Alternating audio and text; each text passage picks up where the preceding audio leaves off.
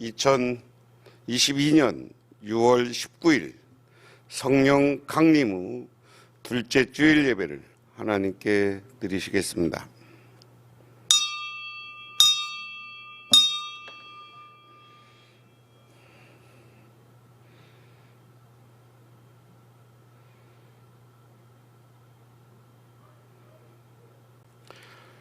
생각하건대 현재의 고난은 장차 우리에게 나타날 영광과 비교할 수 없도다. 피조물에 고대하는 바는 하나님의 아들들이 나타나는 것이니 피조물이 허무한데 굴복하는 것은 자기 뜻이 아니요 오직 굴복하게 하는 이로 말미암음이라. 하나님 고맙습니다. 오늘도 하나님께서 저희들을 불러주시고 이렇게 주일을 맞아 주님의 자단에 나와 예배드릴 수 있도록 허락하여 주시는 애 감사드립니다. 주님은 우리를 사랑하여 주셔서 우리들을 구원코자 예수 그리스도를 이 땅에 보내주셨고 그를 믿는 자마다 영생을 얻게 하셨습니다. 그러나 우리가 하나님을 믿고 살아가면서 현실 속에서는 때로는 고난과 어려움과 슬픔이 찾아옵니다. 하지만 이것도 하나님이 주시는 우리들의 연단의 과정임을 깨닫고 고난을 이기고 승리하는 모두들이 되게 하옵소서. 그리하여서 하나님으로부터 영원한 축복을 누리게 하옵소서. 예수님 이름 받들어 기도드리옵나이다. 아멘. 하나님의 말씀 봅니다. 하나님의 말씀은 아모스 9장 11절부터 15절까지 말씀, 구약성경 1284쪽에 있습니다. 그날에 내가 다윗의 무너진 장막을 일으키고 그것들의 틈을 막아서 그 허물어진 것을 일으켜 옛적과 같이 세우고 그들이 에돔의 남은 자와 내 이름으로 일컫는 만국을 기업으로 얻게 하리라. 이 일을 행하시는 여호와의 말씀이니라. 여호와의 말씀이니라. 보라, 날이 이를지라. 그때 파종하는 자가 곡식 추수하는 자를 뒤를 이으며 포도를 밟는 자가 씨 뿌리는 자의 뒤를 이으며 산들은 단 포도주를 흘리며 작은 산들은 녹으리라. 내가 내 백성 이스라엘이 사로잡힌 것을 돌이키리니 그들이 황폐한 성읍을 건축하여 거주하며 포도원들을 가꾸고 그 포도주를 마시며 과원들을 만들고 그 열매를 먹으리라. 내가 그들을 그들의 땅에 심으리니 그들이 내가 준 땅에서 다시 뽑히지 아니하리라. 내 하나님 여호와의 말씀이니라. 아멘. 신약성경 말씀은 요한복음 2장 1절에서 11절, 신약성경 144쪽에 있습니다. 사흘째 되던 날 갈릴리 가나에 혼례가 있어 예수의 어머니도 거기 계시고 예수와 그 제자들도 혼례의 청함을 받았더니 포도주가 떨어진지라. 예수의 어머니가 예수에게 이르되 저들에게 포도주가 없다 하니 예수께서 이르시되 여자여 나와 무슨 상관이 있나이까? 내 때가 아직 이르지 아니하였나이다. 그의 어머니가 하인들에게 이르되 너희에게 무슨 말씀을 하시거든 그대로 하라 하니라. 거기에 유대인의 정결 예식을 따라 두 세통들은 돌 항아리 6이 놓였는지라. 예수께서 이르시되 항아리에 물을 채우라 하신즉 아기까지 채우니 이제는 떠서 연회장에 갖다 주라 하심에 갖다 주었더니 연회장은 물로 된 포도주를 맛보고도 어디서 났는지 알지 못하되 물떠온 하인들은 알더라. 연회장이 신랑을 불러 말하되 사람마다 먼저 좋은 포도주를 내고 취한 후에 낮은 것을 내거늘 그대는 지금까지 좋은 포도주를 두었도다 하니라. 예수께서 이 첫 표적을 갈릴리 가나에서 행하여 그의 영광을 나타내심에 제자들이 그를 믿으니라. 아멘. 카터 대통령은 1924년 10월 1일 그의 일가가 5대째 내려온 영국 남부 조지아주 플레인즈 읍에서 아버지 열의 아들로 태어났다. 아버지의 신앙생활이 엄격한 지도 밑에서 플레인즈 침례교에 나갔고, 카터는 성년이 되어서 신앙적으로 가장 큰 충격의 변화를 받게 됩니다. 그것은 1966년 그가 조지아주 주지사로 출마했다가 낙선된 때라고 합니다. 주지사로 낙선하고 1960년 가을 어느 날 오후에 따뜻한 햇볕을 받으며 그의 누이 동생 루드와 함께 플레인즈로부터 수마일 떨어진 웨스터로 차를 몰았습니다. 그들은 차를 몰면서 하나님과 세상활에 대해서 이야기하였습니다. 그들은 차에서 내려 조용하고 아득한 소나무 숲을 뚫고 째는 햇빛 속으로 거닐렀습니다. 이때 루즈는 몇 년 전 어떤 야외 부흥회에서 성령으로 거듭난 이야기를 해 주었습니다. 예수 그리스도를 통하여 성령의 뜨거운 체험에 대해서 이야기했습니다. 그리고 숲속의 조그만 공지에 자리를 잡고 앉았을 때 카터는 그의 내면에서부터 불타 끓어오르는 의문을 터뜨렸습니다.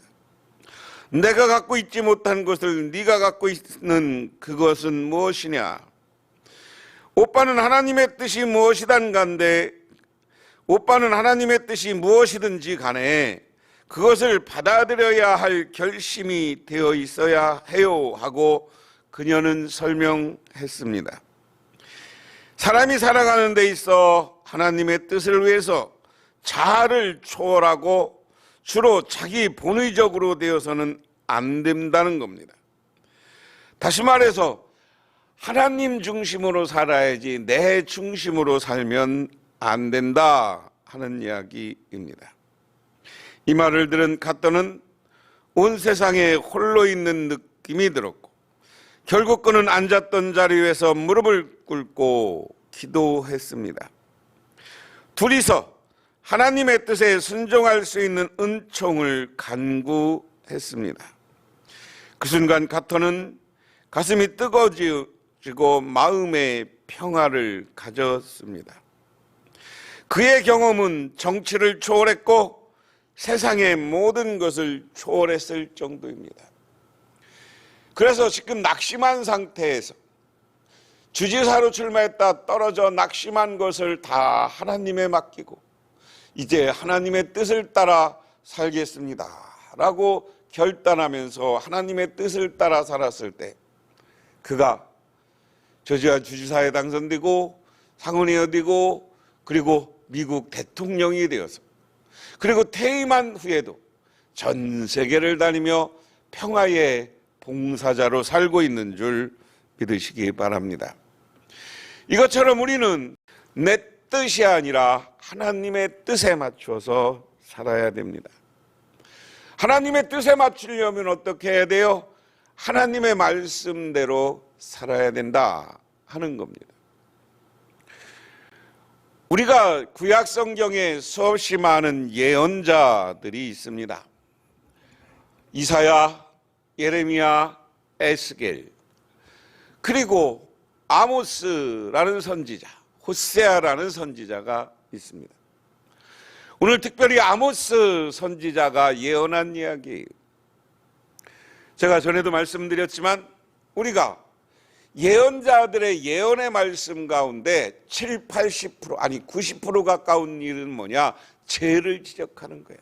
너 이거 잘못했어. 너 이거 잘못했어. 너 이거 잘못했어. 우상 숭배했어. 왕이 잘못했어. 니들 문화가 잘못됐어. 이게 예언자들의 지적이에요. 그런데 왜 예언자들은 이런 문제를 자꾸만 지적하고 문제를 이야기하느냐 하는 겁니다. 그것은 다른 거 아니에요. 우리가 회개하라는 거예요. 예언자들이 우리의 잘못을 지적하면 이게 하나님이 나한테 회개하라는 이야기구나 라고 회개해야 되는 거예요. 그런데 오늘날은 이 예언자의 역할을 하는 게 목회자입니다. 이 목회자들이 교인들한테 뭐 잘못을 지적하면 요즘은 삐져. 뭐만 하면 다른 교회 간다고 그래. 여기 아니면 교회가 없냐고 그래. 여러분 잘 생각해 보세요. 그렇게 삐져갖고 다른 교회 가고 자기가 잘못했음에도 불구하고 회개하지 않고 하나님 앞에 잘못을 고백하지 않고 그리고 다른 교회 간다고 문제가 해결되느냐? 나중에 하나님 나라에 가서 뭐라고 얘기할지 참 예수님이 그런 사람들한테 뭐라고 할지 참 의문이. 오늘 아모스를 배경으로 하는 것은 북왕국에서 예언 활동을 했던 사람이 아모스예요. 아모스는 잘하는 것처럼 북왕국은 남왕국과 분리되고 나서 하나님께 예배드리는 것이 아니라 예루살렘 성전에 가서 사람들이 예배드릴까 봐 베델이라는 곳과 단이라는 곳에 금송아지를 세워놓고 거기다 절하고 거기다 예배드렸어요. 북왕국의 모든 왕들과 북왕국의 역사는 그런 겁니다. 그래서 북왕국 아모스도 그렇고요. 그런 우상 숭배에 대해서 지적하는 거예요. 그렇지 않으면 망할 것이다. 그런데 아모스가 예언하던 시절에 그 옆에 에돔이라는 나라가 이스라엘을 압박하고 있었고요. 더 크게 밖에는 아시리아라는 나라가 거대한 제국이 돼서 오늘 이 북왕국을 향해서 압박해오던 시점입니다.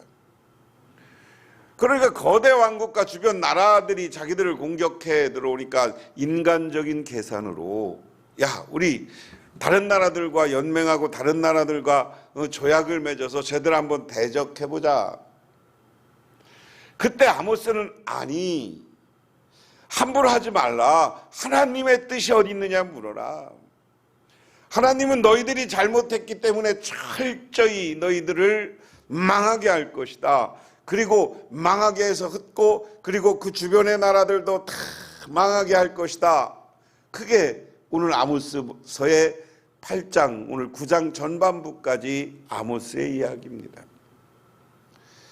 그런데 하나님이 하나님의 백성을 망하게 하고 쫓아내면 하나님의 백성으로 살 의미가 없는 거죠.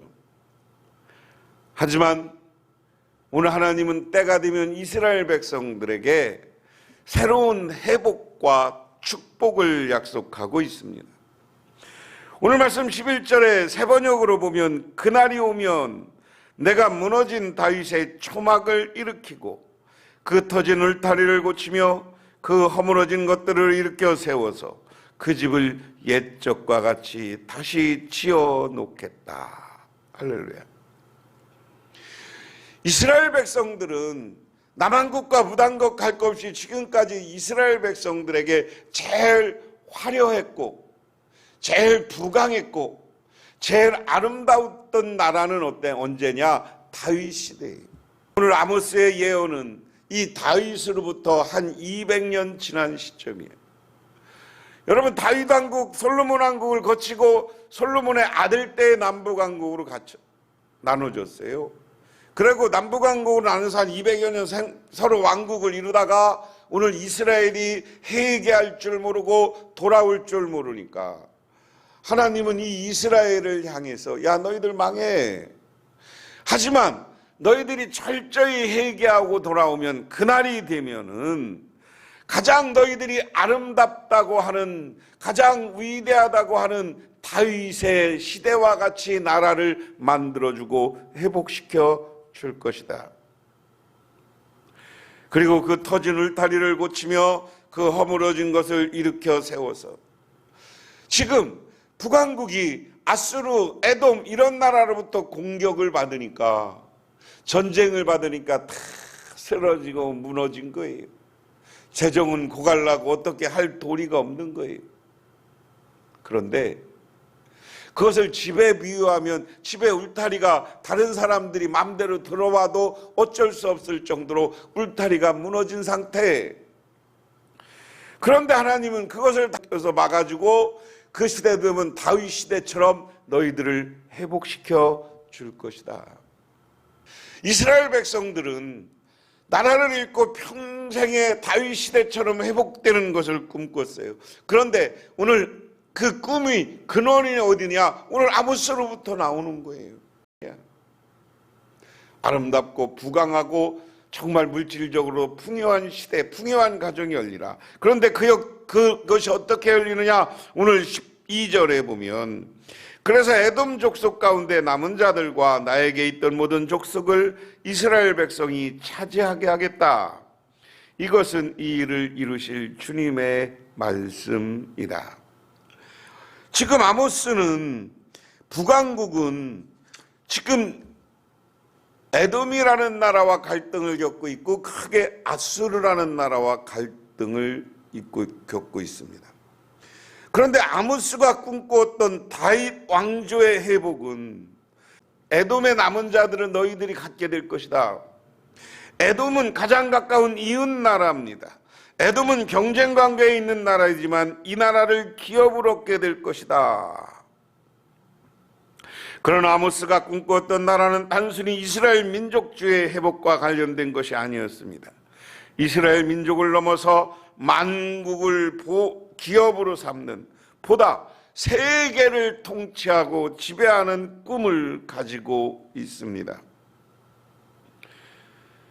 여러분, 우리들도 여러분이 아니면 여러분 자손들이 세계에 우뚝 서는 인물, 세계로부터 존경받고 이것 때문에 세계로부터 물질적으로도 풍요로워지는 그런 자손과 그런 축복을 꿈꾸시기를 주님의 이름으로 축원합니다. 그 다음 이야기는 뭡니까? 13절에 주님께서 하시는 말씀이다. 그때가 되면 농부가 곡식을 거두고서 곧바로 땅을 갈아야 하고 씨를 뿌리고서 곧바로 포도를 밟아야 할 것이다. 산마다 단포주를 흘러나와서 모든 언덕에 흘러넘칠 것이다. 내가 사로잡힌 내 백성을 이스라엘로 데려오겠다. 그들이 허물어진 성읍들을 다시 세워 그 안에 살면서 포도원을 가꾸어서 그들이 짠 포도주를 마시며 가수원을 만들어서 그들이 가꾼 과일을 먹을 것이다. 주님께서는 그때가 되면 이제 이스라엘 백성들이 새롭게 회복되는 시대가 되면 사람들이 농사를 짓는데 한쪽에서는 농사를 짓고 거두어요. 그럼 거두자마자 또 씨를 뿌려요. 우리나라는 뭐 이게 과거에 이모작 했지만 여기는 지금 더운 나라니까 계속해서 씨를 뿌리고 씨를 거두고 하는 바쁜 농사일을 상상합니다. 그리고 중간에 곡식을 거두고 그리고 씨를 뿌리고 씨로 나서 시간이 있을 때 그 틈 사이에 또 그냥 있는 것이 아니라 포도를 따서 포도즙을 담기고 포도주를 담그고 하는 시대. 가수원에서 포도를 따다 포도주를 만드는데 포도를 많이 따서 그 포도주가 흘러넘칠 정도로 풍족해서 포도가 많이 생산되니까 포도 만드는 통, 여러 가지 이스라엘 백성들은 양가죽 이런 거에서 포도주를 만들었는데 이 포도주가 너무 많아서 둘 곳이 없을 정도로 저장할 곳이 없을 정도로 포도주가 가득 채워진 현상을 이야기합니다. 오늘 시대를 살아가면서 저와 여러분의 가정에 이러한 물질적인 축복이 있으시기를 주님의 이름으로 축원합니다. 그들이 가꾼 과일을 먹을 것이다. 여러분, 우리나라도요, 이 과수원 만든 사람들이 자기가 나무 심고 과수원은 잘 만들었는데 거기서 농사진 걸 거두지 못하는 사람들도 많아요. 남한테 주지 않고 죽지도 않고 그거 내가 따먹겠다. 이게 하나님의 축복인 거예요.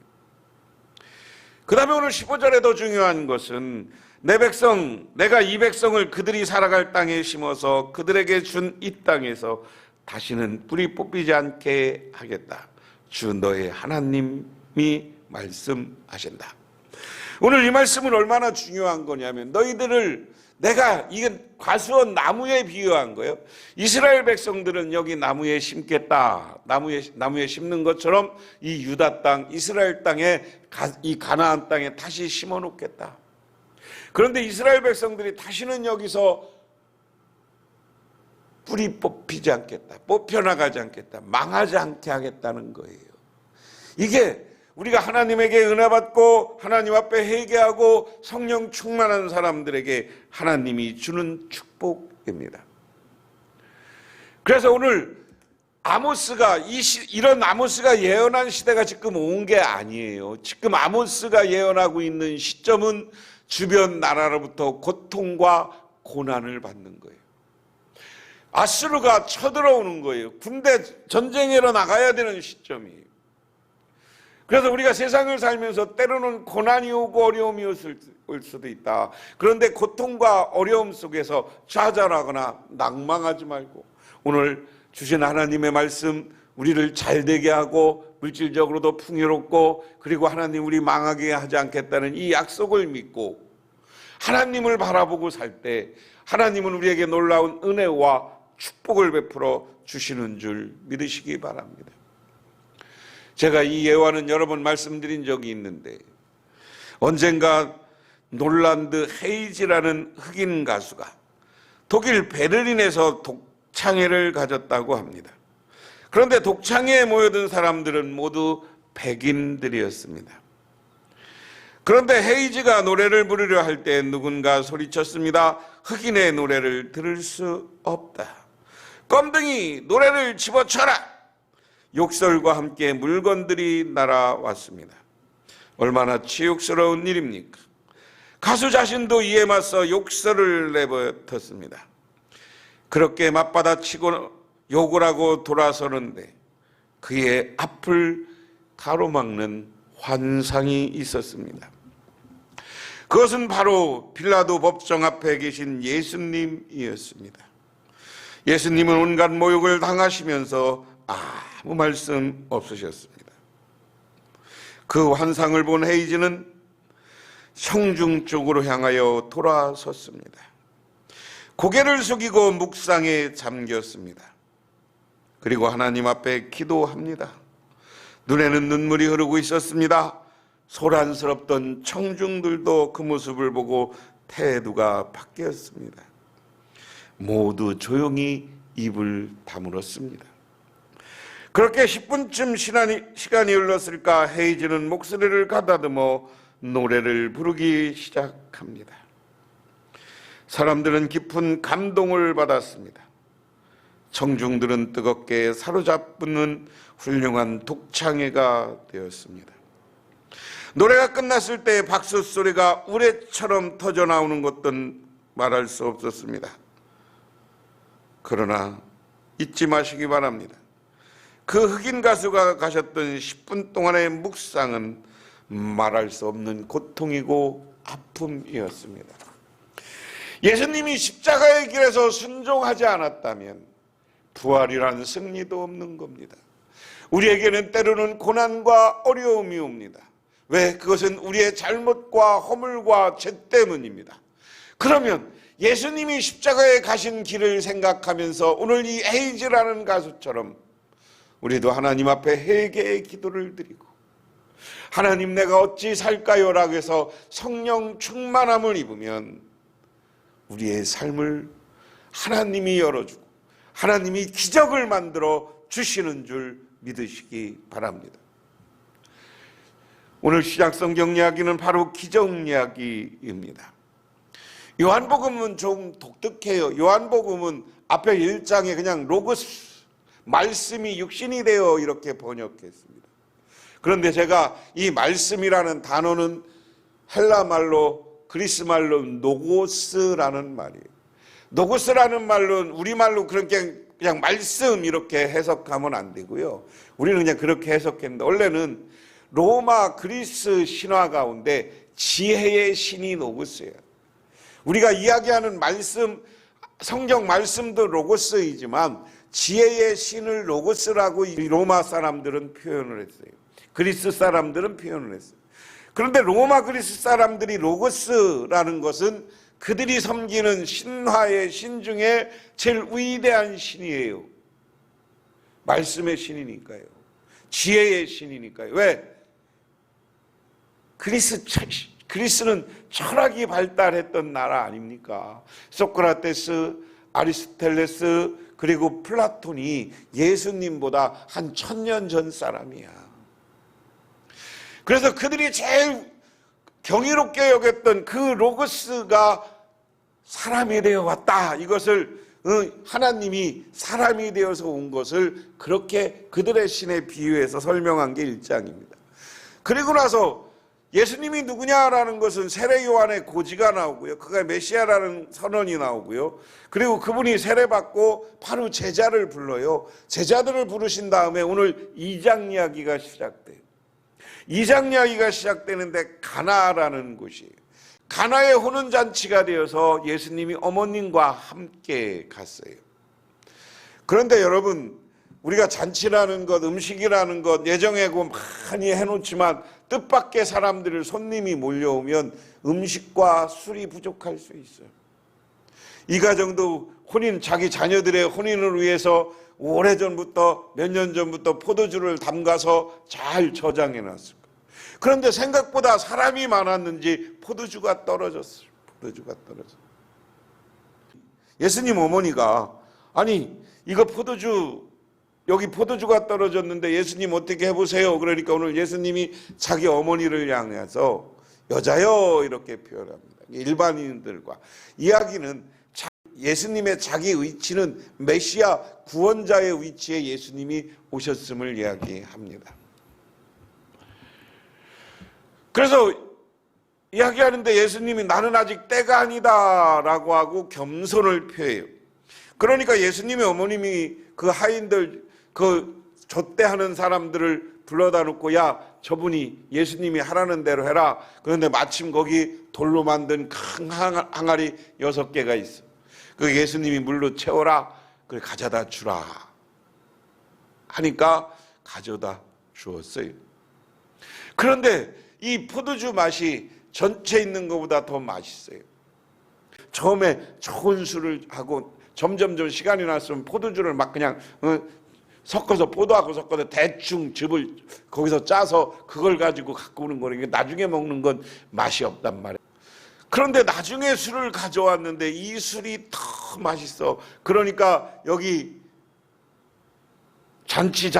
잔치장이라는 의미는 잔치 이렇게 된 것이 있고요. 그 다음에 잔치를 주관하는 어떤 사람이 있었던 걸 봅니다. 그리고 그 주인을 불러다가 야 대부분 처음에 좋은 술을 주다가 시간이 지나면 술이 어느 정도 치면 나쁜 술이 오는데 야 너는 이렇게 좋은 술을 저장했다가 또 주냐 참 너 잔치 준비 잘했다라고 칭찬했다 하는 겁니다. 그런데 이게 물로 포도주를 만들었다는 건 기적이잖아요. 우리가 그래서 질의 변화라고 그러는데 물을 질적으로 변화시킨 게 포도주로. 이게 기적이에요. 여러분 우리 인생에 기적이 나타나야 돼요.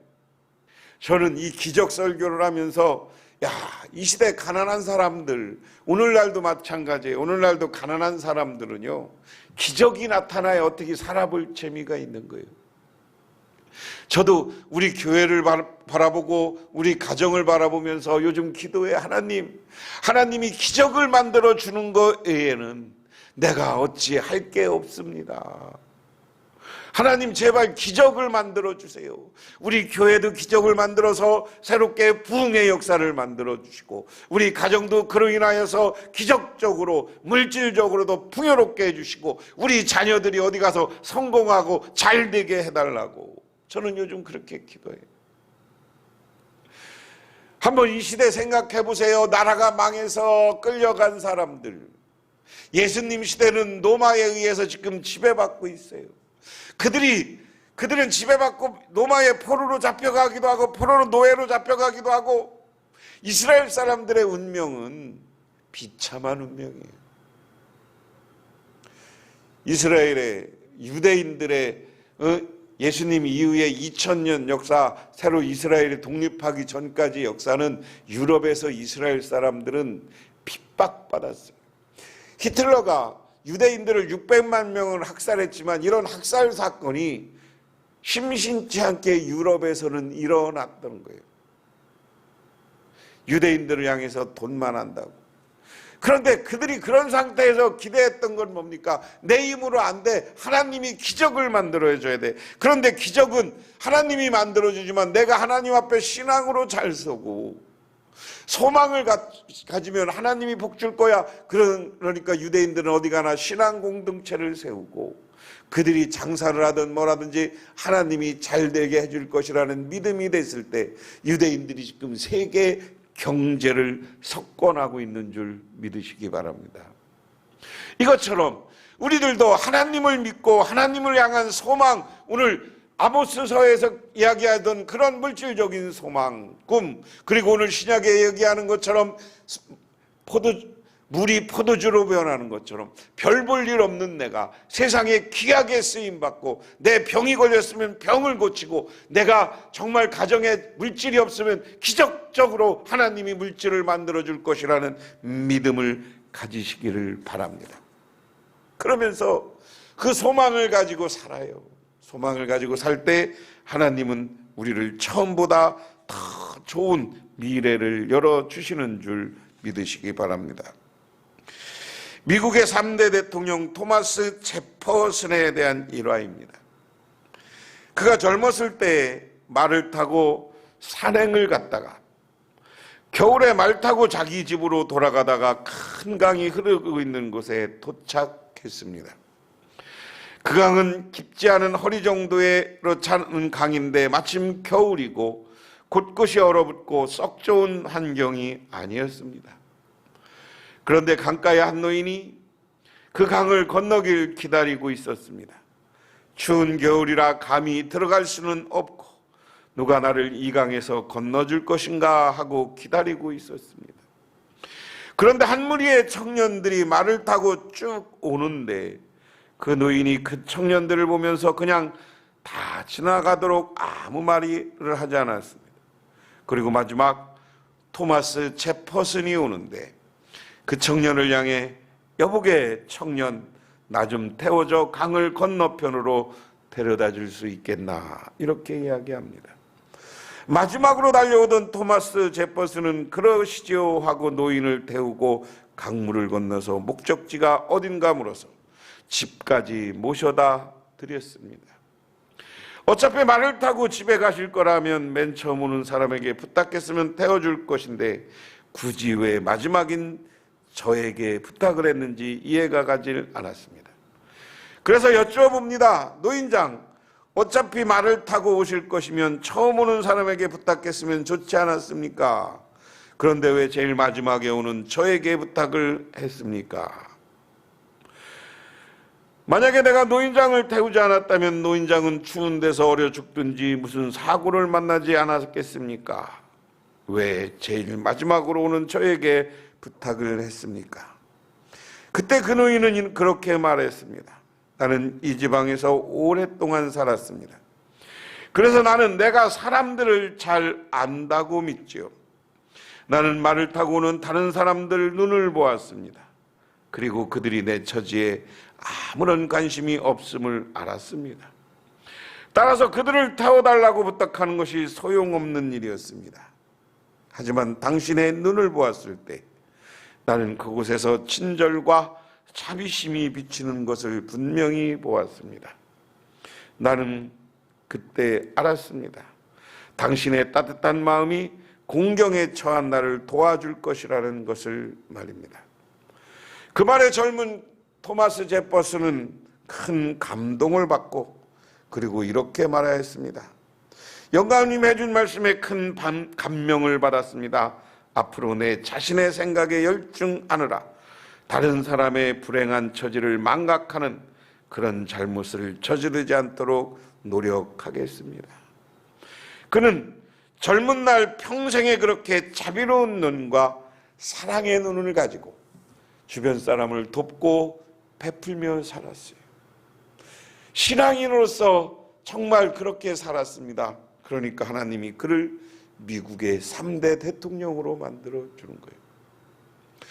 오늘 말씀을 보면서 우리는 신앙인으로서 기적을 만들어야 합니다.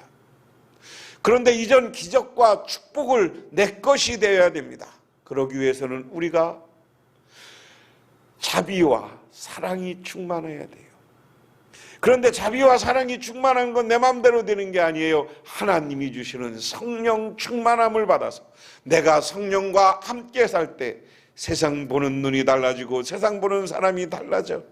그러다 보면 우리가 기도하는 사람이 되고 잘못이 있으면 회개하는 사람이 되고 이렇게 회개하다 보면 하나님이 우리를 놀랍게 축복해 주시고 때로는 기적을 만들어서 우리를 우뚝 세워주시는 줄 믿으시기 바랍니다.